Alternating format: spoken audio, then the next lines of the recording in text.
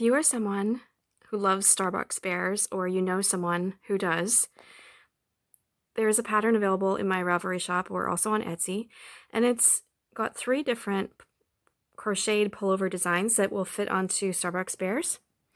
And so this bear was originally one that had just the khaki pants and a little green Starbucks apron, but I removed the apron so that we could dress it up with the little pullovers. So the pattern does contain 3 different designs. So this is a waffle cardigan or pullover with ribbed sleeves, and there are also 2 other pullovers as well, a ribbed pullover and also a 3rd style. So you get all 3 designs in the same pattern, and they're really quick and fun to make, and they're really amazing for a gift for someone.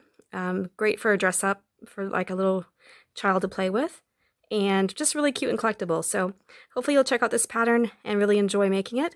I think these little outfits too would be a great craft item for like a craft fair. It might be quite a popular sale item if you displayed them on a Starbucks bear, or they also fit any other type of teddy bear of a similar size.